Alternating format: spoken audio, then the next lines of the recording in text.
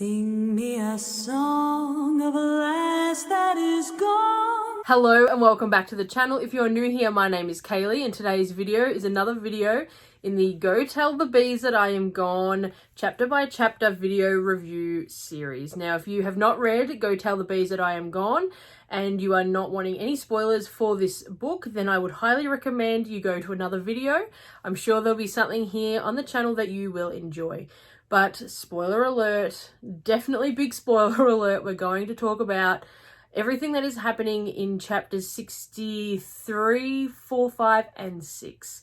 So just be warned, spoiler alert. Now, I know it's been a long jump in between videos for the Go Tell the Bees That I'm Gone series. We've obviously done all of the season 6 recaps, which has just blown my mind that season 6 is done and dusted, and we are already a good week or 2 weeks past season 6. It's insane. It's absolutely insane. Now, if you have lost interest in this series, I'm so sorry. I definitely am going to finish it out because, I mean, this has been such a fun series. I've absolutely loved reading everybody's comments, and I promise that the videos for this series now are going to come hard and fast, and we're absolutely going to smash through them so that it's completely done before I go to the Highlander convention in Glasgow in about a month, maybe a little over a month. It's time. I'm heading to Scotland.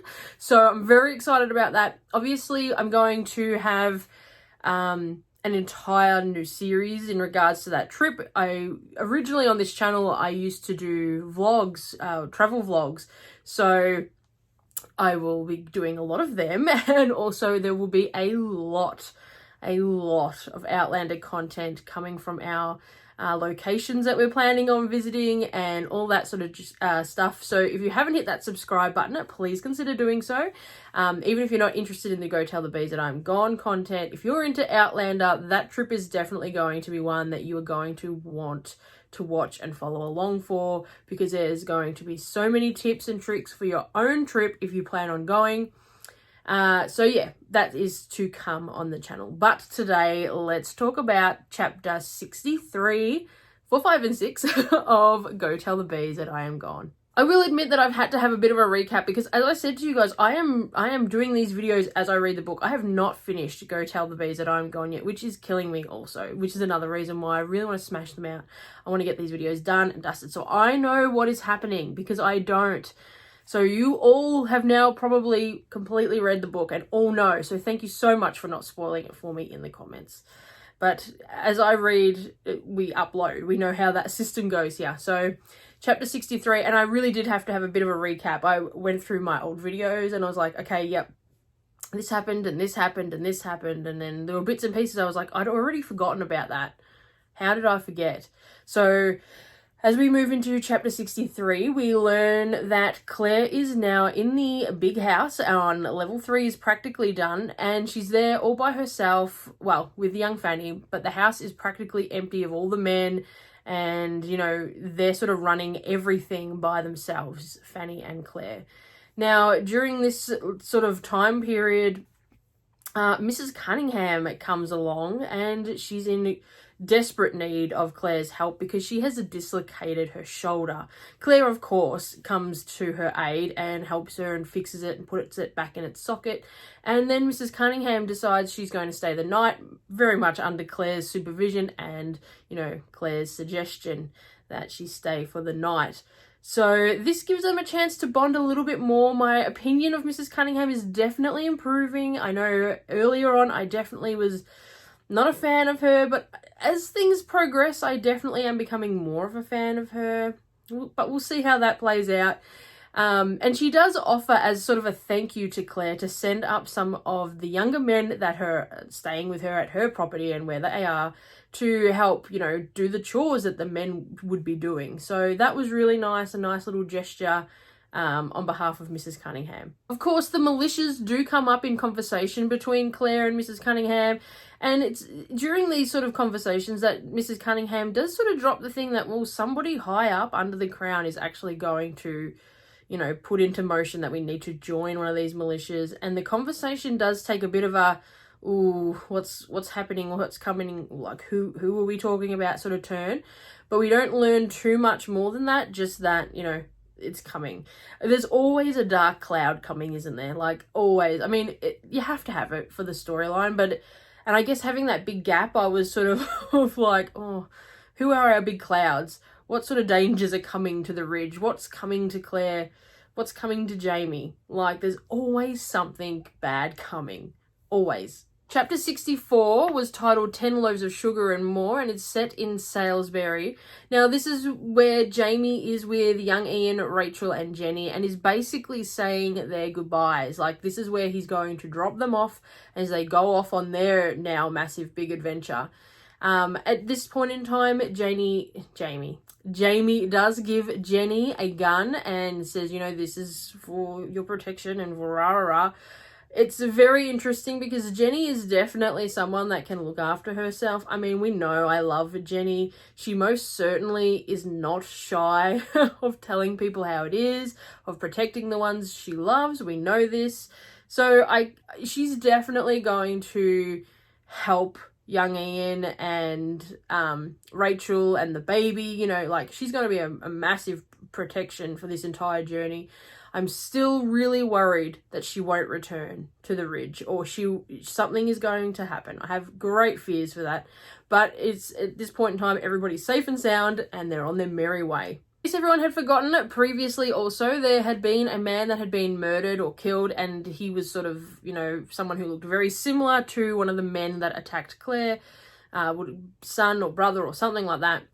But during this point in the conversation, Ian does tell Rachel everything about the dead man that was found and the fact that Claire had been attacked. So now Rachel is most certainly aware of that whole situation as well. So after Jamie has said all of his goodbyes, he does go off to get the extensive shopping list that Claire has sent him with. Now, I love this little key point too, because, like, you don't just get to go on a journey and say goodbye without having to do some essential shopping.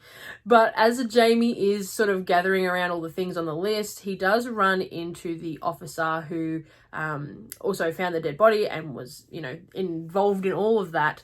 And he asks Jamie if he thinks that the man may have been Jewish because they found a letter in his pocket that he believes was in Hebrew. So I don't know if we're going to act like, I don't know if the dead man is going to definitely come around for, like, into this book, or if it's just sort of a little something to keep you entertained while they're saying their goodbyes, because you can't just ride your horse all the way, say goodbye, see ya, and then ride it back. Like, is this something that is just being intertwined? Or is this a dead man going to cause us more drama? I'm undecided, but I've put that one in the back of my mind. Chapter 65, and we have returned back to the Ridge, and Mrs. Cunningham has actually made good on her promise, which I don't think I really doubted that she would. But two men do arrive to help Claire and Fanny sort of get some of the chores done and some of the things that should be happening around the Ridge. Now, they are two English lieutenants, which I don't know how I feel about that, but they're there and they're sort of, you know, they're helping out and doing everything that needs to be done. Jamie does return home not long later, like days, but, you know, in the scheme of things, not long later. And it's sort of him and Claire are discussing that Fanny is rather smitten with these young lieutenants. But Jamie, of course, puts it very clear, well, there's no need for her to be, because there's no way in hell that they are going to be set up. So that's, I think, you know, Father Jamie's coming in again, like that dad role is certainly strong with Fanny, which I absolutely love. I also found it funny that in this chapter, you know, they did actually talk about the fact that Jenny would shoot Ian's first wife if she had plans on trying to woo Ian back or trying to reconnect with Ian.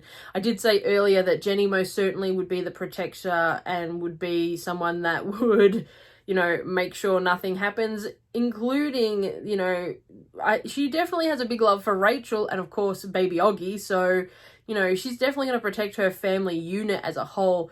But I just found it really funny that, you know, it didn't take long for that to even come into play into the characters' discussions, that Jenny is certainly there as a protector. She's going on this adventure, not for the adventure itself, but I believe to be the protector. Claire also tells Jamie about Bree's heart condition, which is certainly a very, very big, you know, I feel like this is going to come into play, going to be a very big storyline throughout.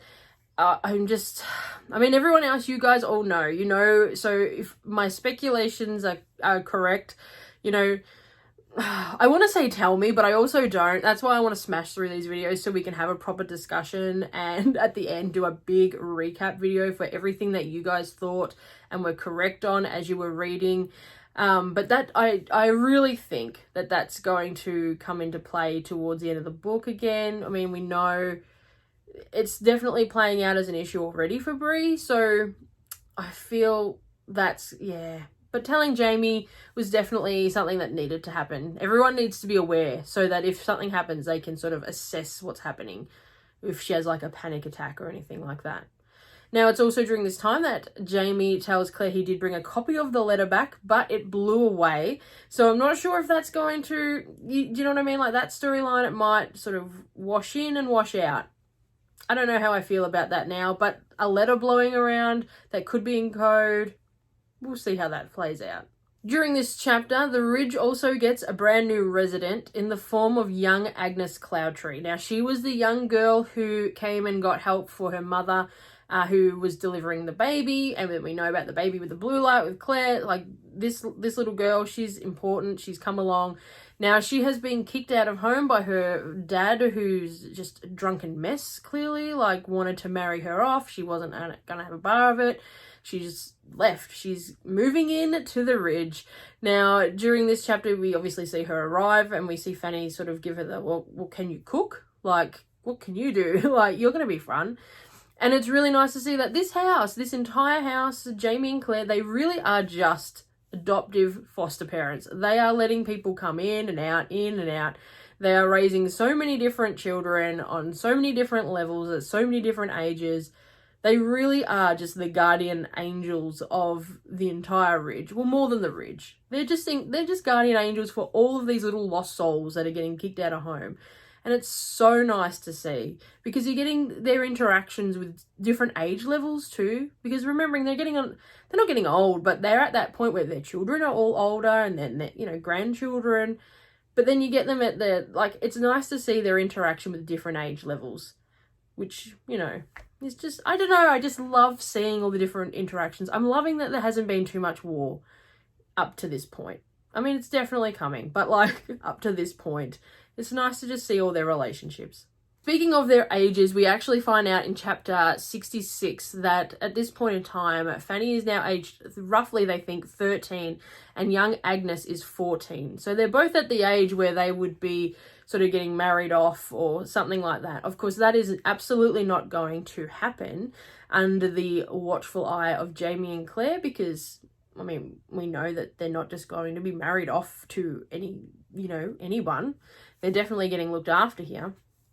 But this chapter to me is all about Claire telling the bees everything that's happened. And to me, it was a fantastic chapter video because it was a recap. Claire telling the bees all this information is fantastic for people like myself who have had big gaps in this book and are having little recaps of what's happening. So Claire is now telling the bees how, or reminding the bees that young Ian and all the family have gone and how, everybody's gone. I can't remember who was I going to say then? Anyway, they're all moving around. Everybody has left the Ridge. They've gone to Salisbury. They've gone wherever they're going. They're all on travel destinations. They're all on holidays. They're all gone. And it was nice to see the little recaps. And then, of course, she does tell the bees that Agnes has arrived and, she's now living with them. The whole point of Claire going to the bee garden at this point in time, though, was to drop off some sugar cubes to help ensure that the honey supply is not going to sort of dwindle out during the winter months and to help it go a little bit longer. I love, though, that, the fact that it's a recap chapter. To me, I feel like Diana Gabaldon has absolutely smashed that. As in, she's put that in at such a critical point in her entire book series. Like, what better way to have little recaps along the way of what's happening for your book by including it as a storyline sort of thing for you must tell the bees things that are happening. I don't know, I just think that was absolutely ingenious, and I could be completely wrong. That could be not, like, obviously that might not be the reason why, but the fact that it's there and that's how I see it, I think that's just ingenious on her behalf. During chapter 66, Bobby Higgins is also a talking point, and it's brought up that, you know, he's still single, and whilst he was married to Amy and was looking after her children and their own son, people didn't really sort of associate him with anything like his scar with the M for murdering anyone, and like he was just Bobby Higgins who was sort of over there, you know, just living his life. Now that he is a prospective sort of in-law, or, you know, someone that might marry a daughter or a friend or a cousin, or, you know, now that he's on the market and is eligible to be sort of enthrust into someone's family, let's say, people are starting to look at him a little bit different and are starting to remember that once upon a time he was a redcoat, and once upon a time he murdered someone, and they're starting to sort of have a few hesitations towards Bobby Higgins. But there are also a lot of people still trying to befriend Bobby because, well, I mean, he's an eligible man, you know, he's looking after his family, he's, you know, he's out there, he's single, so they're trying to hook him up with someone. But I don't know, I feel like Bobby's going to play he's going to have a bigger role because we haven't sort of stopped mentioning him in the book. He's definitely not just dropped off the radar. Like, Bobby Higgins is going to come into play maybe a little bit later. And I say that with a lot of things, don't I? Like, oh yeah, that's going to come into play later. That's going to come into play later. Frank's book is going to come into play. Like, I say so many times about I guess I'm just suspect of everything in this book. Absolutely everything. I hope you've absolutely enjoyed today's video, and we are now, like I said earlier, going to smash out as many of these as I can before we go away. In fact, we are definitely going to finish this series before I go away. So we are starting afresh. And the reason we had such a big gap, I mean, obviously Outlander season 6 came out and that took everybody's like focus and attention. But also I was so sick. I had no voice for an entire week. And I mean, it was painful. Like, not as in physically painful, but not being able to talk to people for the most simplest things was just soul crushing. Like, it's crazy. It's just crazy to think, you know, once you cannot speak, it's very hard to communicate with people, and it's crazy, especially in a format like this. Like, YouTube is literally me talking to you guys, so it's like, well, I had no options but to just rest up, and I should have kept reading the book, but I didn't because I wanted to do it like this, so you guys have my honest, raw reactions. But like I said, I hope you have enjoyed today's video. If you haven't hit that subscribe button, please consider doing so. It really does help the channel grow. And I'll see you very shortly, possibly tomorrow, for another Outlander video. Have a great day, guys. Bye. Sing me a song of